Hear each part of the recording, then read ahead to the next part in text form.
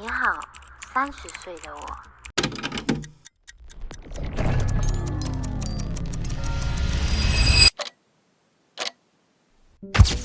從小我就是一個非常普通，也沒有什麼自信的小女孩，讀書沒有特別厲害，也沒有什麼特別的才藝，更別說是有什麼很大的夢想。直到我念大學，我就選了一科金融會計，想着先讀了再說。就這樣，我離開了我從小長大的地方，來到大城市生活。其實畢業之後，我還想繼續升學，來暫時逃避面對現實。怎麼知道在開學前的空檔期，我報名了參加選美比賽。彭嘉依，身高169公分，體重也因為這一場比賽，我的人生開啟了另一條道路。35.5，恭喜你成為又係佢啊！5號做咩？一個女神攞晒所有嘅呢個副冠軍主係，恭喜晒5號做咩？2018國際華裔小姐嘅冠軍得主。2018年，22歲的我奪下了選美冠軍。當所有人都在為我歡呼的時候，我卻一個人躲在房間裡大哭，因為我害怕。我害怕公眾目光，我害怕未知，我害怕失去，我害怕我什麼都不是。在那一年過後，我真的很迷茫。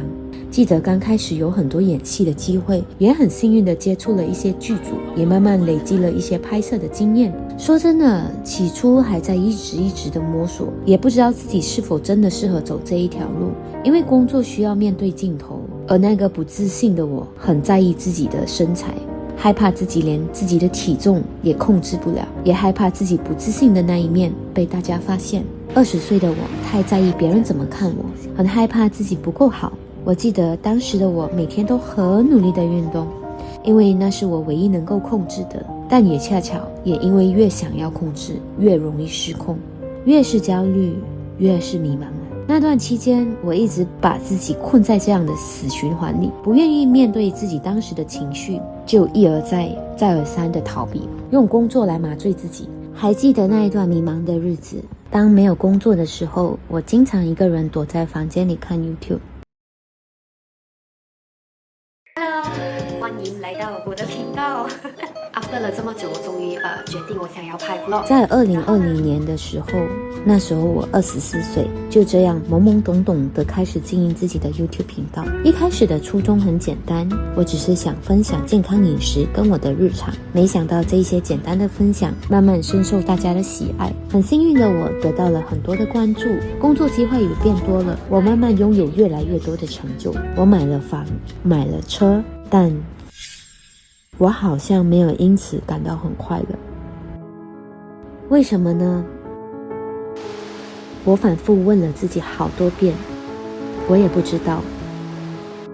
或許過去的我一直追求的不應該只是快樂，而是內心的安寧。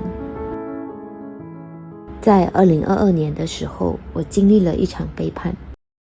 也正因為那一次的經歷，我開始了人生中的第一個 solo trip。當時是因為一時的衝動，讓我借着這個機會重新打開我的視野，體驗這世界的美好，遇見不同的人，感受每一刻的當下，學習跟自己獨處，一直在治癒我內心的空虛。過去的這10年，我一直都在學習認識自己，學習接納自己的不完美，學習感受自己的情緒，學習相信自己。在20到30歲期間，我最感謝的就是我的勇氣，因為它，我踏上了選美舞台；因為它，我開啟了我人生的 solo trip；因為它，我被背叛了，我依然相信愛情；也因為它，我踏進諮商室看心理醫生；因為它，我現在很坦然地面對過去所有的恐懼。接下來30歲的課題呢，我想應該是內心的平靜。人生的每一個階段呢，都在一點一點地雕塑着我。20歲的我需要別人的認可，30歲的我更想要自己的認可，不再急着成為別人期待中的樣子，而是慢慢成為自己曾經想象中的大人，活出最真實的自己。嗨， Hi guys, welcome back to my channel. 歡迎回來到1年1度的 Q&A。今年比較特別一點呢，是因為今年呢是30歲的第一個 Q&A。前幾天呢，我就在我的 IG 呢就發了一些問題，問大家有什麼東西想要問我的。今天呢就要如實的回答。在還沒有回答之前呢，一如既往的要跟大家 cheers 一杯。OK， 現在要回答第一題。我有點緊張耶，我很久沒有做 Q&A， 我有點排水。最後一次做的時候好像也是前年吧，前年哦，前年聖誕節的時候，所以已經時隔2年，我今年的就整個思維也有一點點不一樣了。OK， 準備好了？準備好了，大家再喝多一口。其實我是很膽小的。問吧。20歲和30歲的思想差別。20歲的時候我剛剛畢業，那時候也是，沒有，還沒畢業。我20歲的時候就在讀大學。其實我覺得讀大學呢是最美好的時光。我那時候只是讀書，然後周末有時間就去跨冰一下，然後就拍拖。我覺得20歲的時候就很單純，現在30歲的時候就比較精了一點，出來社會打拼，見的人也比較多，然後也視野也比較大一點。所以我覺得30歲跟20歲比較起來，就是一個是非常單純，然後30歲呢，不是說不單純，30歲就比較有歷練一點點，就比起20歲的時候。有沒有什麼遺憾？啊，有沒有什麼遺憾啊？沒有我覺得我沒有任何的遺憾。我覺得我一向來都是算是比較活在當下的人，我也是一個比較樂觀的人。不管經歷了什麼事情呢，我都是會往前看，我不會好像就是回味拿你一個特別美好的時光，然後我要回到過去這樣子。我覺得30歲就活出30歲的樣子，所以我也對之前20多歲，我覺得我已經沒有任何遺憾。為什麼總是看見你都是陽光的笑容？是講讓自己保持開心和愉悅的心情？我覺得我這個人呢，我是就是一向來都是比較樂觀一點點的。可是其實我也是會有很多很傷心的時候，然後我也不會跟任何人說，我也不會跟我的家人說，我也更不會在鏡頭面前說，因為我不想要把負能量就是傳給你們。可是不代表我自己就是沒有很傷心的時候。當然，我要怎麼去消化那個情緒呢？就是喝完就是如果我真的是更嚴重一點，就是有一個階段就是更 lost 一點的時候，我就鼓起勇氣，我就去看心理醫生，我就去find out我到底是因為我之前的我就是對情緒這個東西呢不是很了解，好像我的字典裡面我只有開心跟難過，可是其實情緒還有分很多不同層面的，好像我之前就沒想過什麼是焦慮啊，然後什麼是悲傷，可能遺憾，各個情緒我都不是很明白這樣，然後就去 consult 心理醫生這樣子，然後我覺得對我來講就是幫助真的很大，然後我也慢慢就是透過心理医生，然後更了解我自己的情緒。我不開心的時候，我為什麼不開心？更容易 pinpoint 到我不開心的點，然後我要怎樣去應對它，這樣子。有沒有什麼事情是你希望自己20歲時就知道？20歲啊？沒有我都沒有遺憾，所以so far好像沒有，因為20歲就很單純，我就覺得我不需要特地好像希望提早知道，因為我相信那個很單純的你出來社會，你一定學到很多東西，然後你遇到的人啊，你遇到的事情啊，跟一些挑戰啊，就是塑造一個30歲的你，不管什麼年齡啊，總之你經過一些事情都會塑造一個新的你，所以so far我的話是沒有。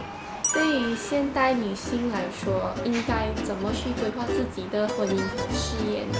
我覺得事業先吧。我覺得女生最重要的是經濟獨立，因為你有經濟獨立的話，你就有選擇權。我覺得婚姻這東西也沒有辦法規劃，除非你已經有遇到一個蠻不錯的伴侶。好像我有一些朋友，他們去拜月老，then 他們就每天待在家裡這樣子。我就跟他們說，我就講，如果你要去認識到一些伴侶的話，你就要出去多 explore， 去打球，去交朋友，去社交，這樣你會遇到伴侶的幾率比較高。如果你真的是遇到一個好的伴侶，然後你才看要不要來進入下一個階段，就是進入婚姻。我覺得這個東西真的是也是很看個人的啦。可是如果你真是問我的話，我會覺得女生就先要經濟獨立，然後穩定之後再去找一個伴侶會比較好。如果被朋友背刺，你會怎麼刺法先？舉例。背叛吧，我覺得。背叛了嗎？搶我的 boyfriend 啊？可能做雙面人吧，跟別人講你的壞話。哦，講我的壞話，我好像有經歷過我好像真的有經歷過這樣子的事情。我就會看那個關係有就是多好，因為有些朋友是朋友，有些是真的好朋友，好像我身邊 Jamie 啊，子欣他們全部都是我的 close friend 這樣子。如果他們真的講完話在外面給我聽到，我一定會去 confront 他，我一定會很生氣，我就會直接跟他講，別這麼人講我這樣子。還有你要哪一個情況來講呢？如果不是你的錯，是他的錯，就是他講一些就是根本就不是事實的東西，他造謠。哦，這樣我會很生氣，我會直接 confront 他，我就會問他為什麼就是你要這樣子講，我會想要理解那個情況，然後我也會跟他講，因為你真的是我很好的朋友，然後你這樣講真的是讓我很難過，然後我要再看他的解釋，然后再看要不要去原諒他。可是现在到我這個年齡啊，我覺得只做減法。如果那個人真的是不適合留，我覺得我也沒有必要這樣做朋友，因為畢竟如果他真的是造了一些東西，然後也傷害了我，然後我也不可能當做沒有事情發生，然後一直這樣跟他做朋友，我覺得也是很難。Let's be honest 啊，就我真心對你這樣，你要真心對我這樣。可是你背叛我就那個裂痕就有在啊，這樣心術都不會好。我覺得不會耶，我覺得很難耶。可是要看他的理由是什麼東西啊。這樣如果他真的真心來認錯，你應該也會給他一次機會吧。如果真的是真心啦，要看他的反應是怎樣這樣子，因為沒有絕對的嘛。近來 mental breakdown， 想問Joanne有沒有試過會怎麼做？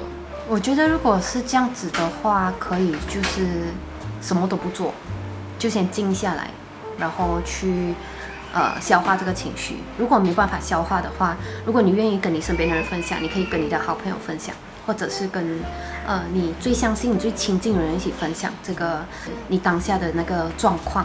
因為有時候可能不是什麼東西都要一個人承受，我覺得好像身邊的人也會給你就是一些力量。雖然好像像我這樣自己這樣子，好像我有時候遇到什麼情緒就是很崩潰的時候，我都不敢跟別人說，因為我不想帶給別人麻煩。可是其實大家都懂呀，大家都可以感受到你的情緒，所以我覺得 you are not alone， 你可以always 可以 ask for the help 這樣子。可以分享你的人生願景和左右你嗎？我的大目標就很簡單，我就希望天天過得很開心，然後就很 peaceful， 然後身邊很多愛我的人，就是這樣罷了。座右銘的話也沒有可是我覺得我會有一個信念，就是只要我相信我自己可以，我就一定可以。然後我覺得也是，你想要什麼東西就去做吧。因為有時候很多人就是有時候好像要 start 一個東西啊，他們可能完美主義者啊，還是他們想太多啊，他們想別人怎樣看他，好像當你在想的時候，你就會被 stop 着。可是如果你一 start 了 something， 你就會 upcoming 有什麼 challenge， 你就會去面對它這樣子。怎麼一步步活成現在自信、獨立、自在的呢？自信啊，我沒有覺得我自己很有自信啊。如果要相對比之前，我覺得我是就是自信的蠻多。因為以前我看鏡頭呢，我是連我自己的名字我都會忘記掉那一種，這樣我就會要重複錄很多次。好像我錄了30個 video， 然後我也很排斥給我 editor 姐，因為我 editor 也會覺得這個Joanne連自己的名字都講不好，所以我每次就會因為容貌焦慮嘛，所以我就每次會按紅色、青色、藍色，我就剔，然後我自己就會講紅色就是一定不可以用的，然後青色是可以用的，然後 orange 色是 maybe 可以用的這樣。所以那時候我覺得，現在回想起來，當時我也是很不自信。可是我覺得，當你不自信的時候，你就要知道你不自信的點在你哪裡，然後你去增進它。就好像有時候我會很介意別人講我的講話的口條不是很好，因為我太過在乎別人的眼光。可是現在就是經過這麼多年的經驗，我覺得我有慢慢就是變得更加的自信啊，也是經歷啊。有時候很難講的，好像我跟你講如果你今天很不自信，你明天突然間要變得很自信，是不可能的事情嘛。慢慢來，或者你喝酒也是可以自信啊。28歲剛結束10年的愛情，對方2個月就有新女友了，身邊朋友都結婚了，如何讓自己不焦慮？28歲，他剛結束啊，10年啊，Oh my God， I'm so sorry, so bad。他的那個前男友2個月就有新的女朋友，那朋友都結婚了，他就很焦慮。不需要焦慮。你想一下，如果你現在突然間跟他結婚，然後你有2個孩子，然後他出軌了，我覺得這個東西更加焦慮吧。我覺得有時候真的是很難說的因為緣分這個東西也是，因為畢竟你們2個人在一起的時候還很年輕，有時候很年輕就 puppy love 嘛，就是你出來社會，你的思維也會跟着改變。2個人呢，你們的思想可能會有一些差異。這個有出軌嗎？沒有，就是和平分手這樣子。他沒有講。沒有啊，這樣子。这樣我覺得如果有出軌是非常不好的一個東西啊，就你要，這個很難10年可能早就不愛了吧。是可是我覺得你28歲還很年輕吧。這樣有時候真的是到你20多歲啊，還是到你30歲的時候，在這個階段你就是變數會比較大，尤其是26到35這樣子這個年齡，因為這年齡就很多人結婚嘛，很多好像 couple 這樣子，他們很早就在一起，可能到他們20多歲的時候，他們就好像可能沒有那個火花，你不能在一起10年還有那個火花，很多人都會遇到這樣子的問題，就很像我弟弟跟他的 girlfriend 這樣子，他們是很幸運的，他們是從在一起10年，然後他們8、9年、10年，可是他們就會就是好像講未來這樣子，因為你在一起6、7年過後，你們可能就會討論一些比較現實實際的一些問題。可是這個，因為他的那個具體的情況我不懂，他們是什麼情況？可是這個男生畢竟沒有出軌，或者他maybe都有這樣子。可是他先處理好這段關係，然後他再進入下一個關係，這樣。可是好像是他們是先分手，不然到最后還是這樣子出軌，也是一個不好的。对。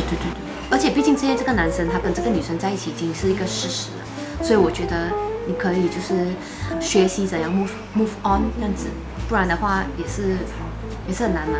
因為畢竟那個男的就是選擇新的一個人，你要接受這個事實，就是他選擇一個新的人 ，and you deserve better。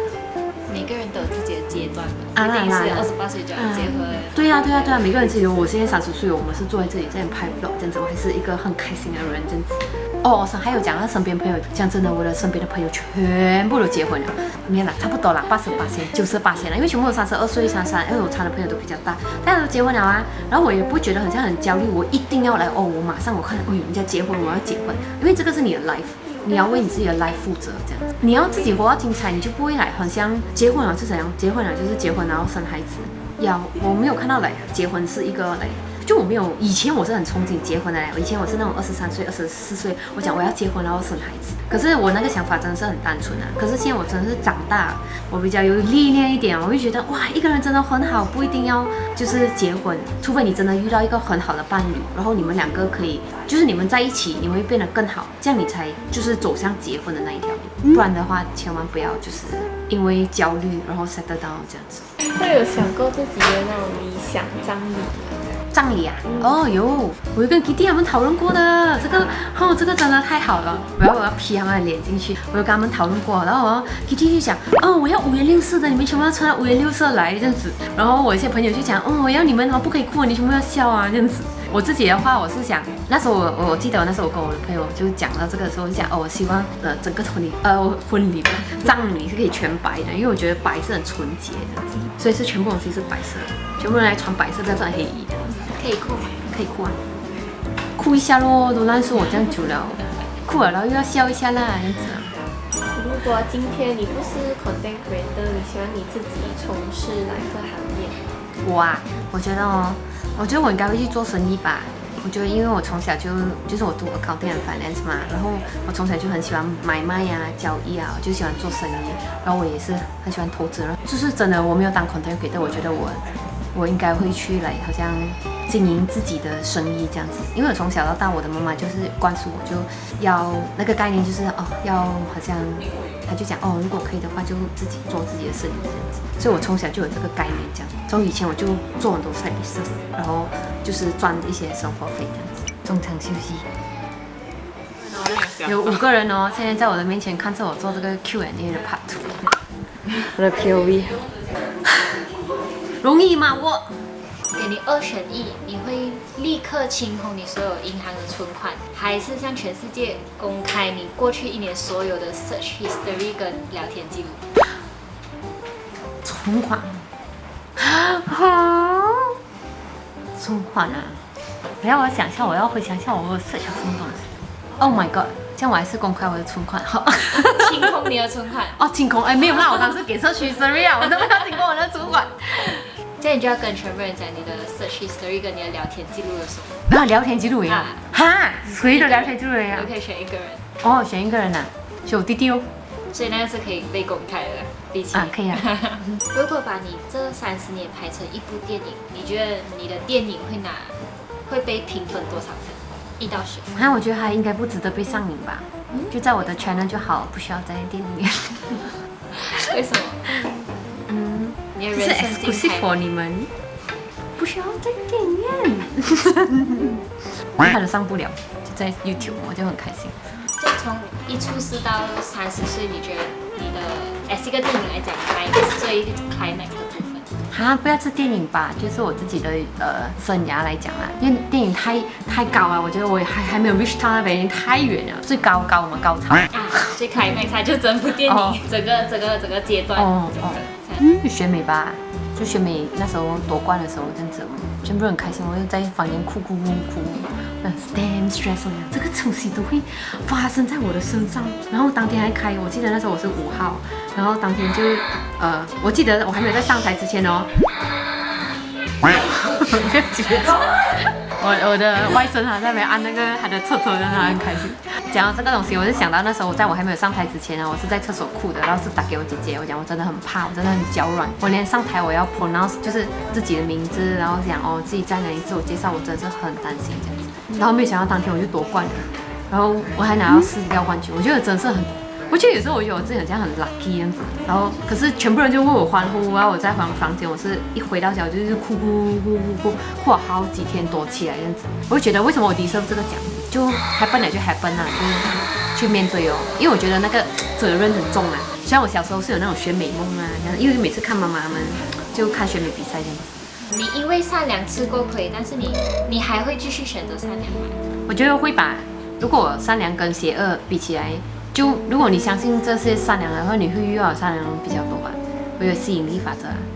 如果他真的後來我就讓我認清，不是可以對每個人都善良，就你要會篩選哦，因為你長大嘛。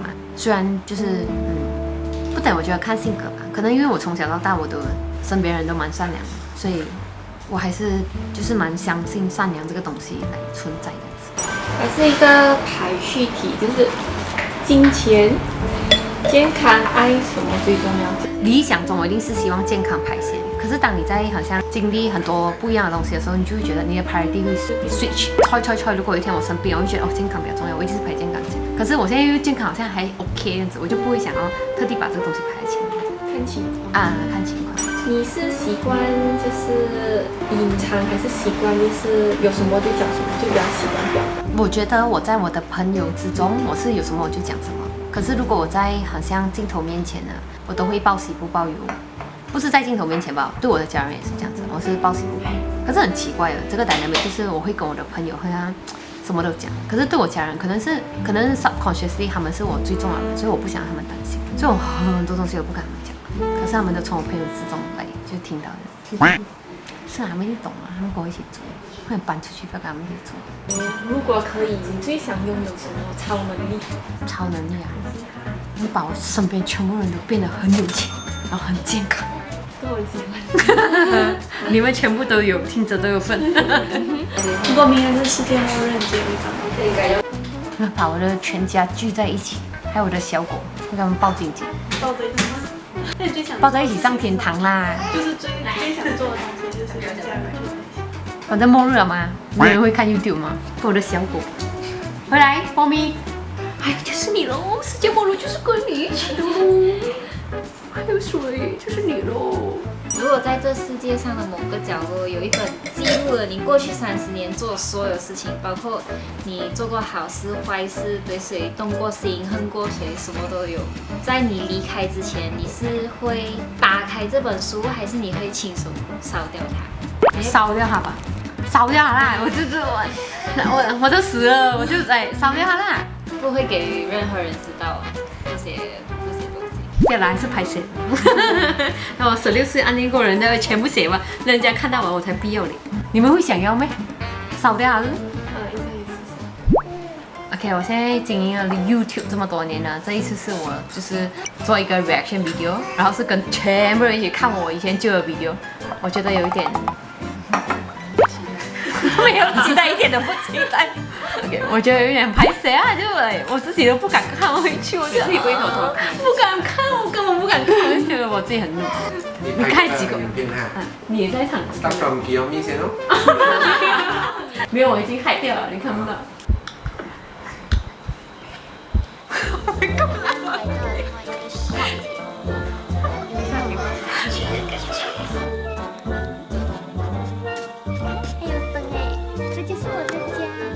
這就是我的家，我可以去做。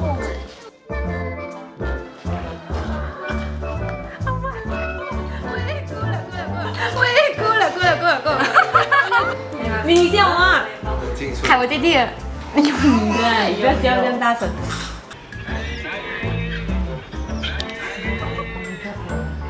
没有拍。你看我莲花是零的，没有自拍。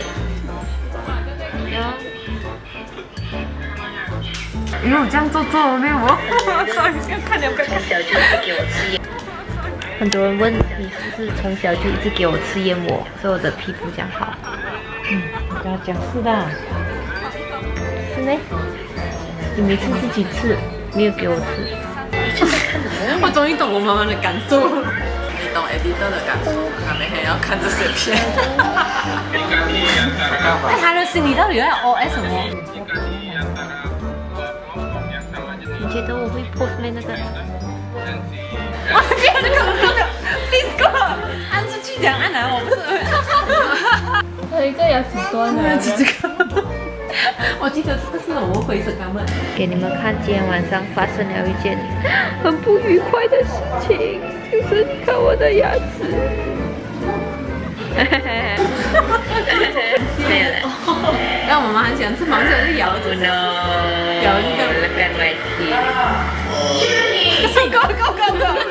這是你真正的牙齒，還是那個？沒有做那個迷你牙啊，講。可以多兩個啊，給你最後。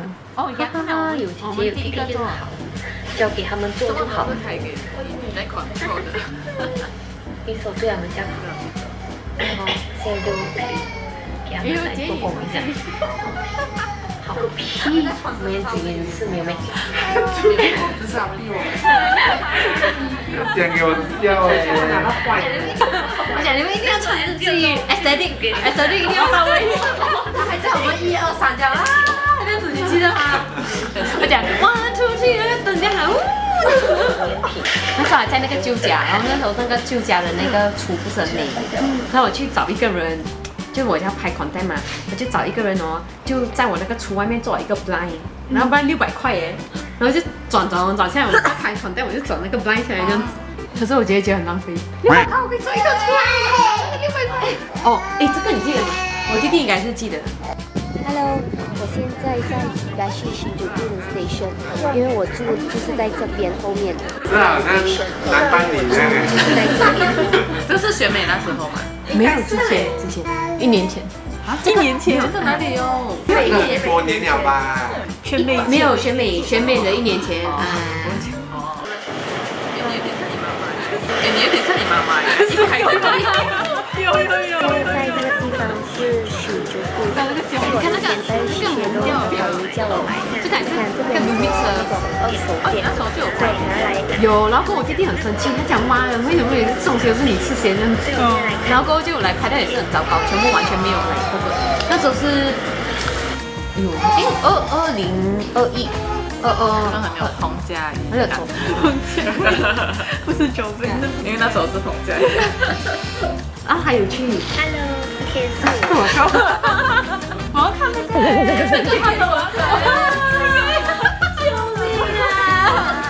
看到一次，看到一次。這個 Hello 很 cute 哎，你在Hello， 今天是我來Tokyo的在 Tokyo 哈？第2天。在 Tokyo 哈？就可以到。然後我現在帶你們去看那個我那個時候就有眼睛了。OK， 夠了，給你看最後一個。那時候我很想看你現在的你講回一樣的話，因為那感覺完全不一樣。哦，這樣可以拍一次。Hi guys，我現在在新竹，現在帶你們去 Expo 這個地方啊。是這樣嗎？是吧？哎，有時候我會幾個語調不一樣。那時候我重複了很多次，至少重複了20次。有那感覺就是很拘謹，現在就是很當自己人。現在我不 care，我因為老了嘛。那時候21、22歲嘛，很在乎別人的看法嘛。所以我剛才他們問我一個問題，就是20歲跟30歲，我覺得可能那個就心態上會有很大一個轉變吧。就20歲的時候，你很 care 別人怎樣看你啊，怎樣想你啊。就30歲的時候就比較從容一點，可能因為那個經歷就會讓你很像看的東西多。你也覺得哦，是時候到一個年齡了，也應該會比較成熟一點，好像就 let's say 好像你20歲、30歲，你的思想上也是會有很大的差異。我覺得是一個不變的定律，像20歲跟30歲比起來，你一定30歲一定比較成熟嘛。你如果好像拿我30歲跟40歲比起來，像我40歲一定會想回去，哦，我30歲也是很像累。當下經歷的東西，我現在也更從容、更清醒一點。到50歲又不一樣，就每一個階段都會不一樣，所以就好好享受到當下，然後就是這樣。再看啊，不要，可以啊，夠，沒有，我那時候還哭哎，我哭就是因為我打給我姐姐，我就錄一下，因為以前我就是那時候在台灣的時候，不是你在台灣，然後我就跟我姐講，因為頭一陣想你要拍這個嘛，可是我去那邊他就講人家在溫泉裡面是裸體的，你不可以進去拍。然後我就很怕嘛，以前就很在乎這個東西，然後我就跟我姐姐講，我進不到裡面拍，然後我沒有辦法教這個東西要怎麼辦？然後我姐姐講沒有，教不到，就跟他講他們不給嘛，不是你不要拍嘛。然後最後我是就哭然後過來就跟我講我給你進去拍，我講他還給我拍那個水最大的水，我就講了最大的水。可是我覺得也是靠經驗吧，好像现在這樣子，你現在給我被拍就不要拍對，我講你沒有辦法給我被拍這樣子。可是當下的時候，因為我很 appreciate 這個東西嘛，然後我就很在意我就覺得一定要拍到。人家講好像哪一個example，好像你們去好像跟他拍東西，還是跟我去拍東西，好像什麼 shoot 都好啦，去 outdoor shoot 還是什麼 event shoot，講要拍到就是要拍到嘛，不能就是你很 feedback 就這個很有感覺，很有那個跟現在對應到那種思路，因為现在就是會很自在，想說OK 啊，拍照不可以拍，這樣我拍不要，就是你會馬上可以知道走。可是你以前的時候就是會覺得怎麼辦，然後就是這個東西，你的成長是咯，就那個心態也不一樣，會有現在的，因為嘛，你也經歷過這樣的東西，你才會變成這樣。所以我覺得這個很有感覺。那時候你看我其實超傷心，超沒有過什麼，幸好有錄起來，幾句就哭的階段，真的。是哪？现在不然就講拿過來吧。是。可以啊，可以啊，夠，可以啊，夠，OK，就這樣。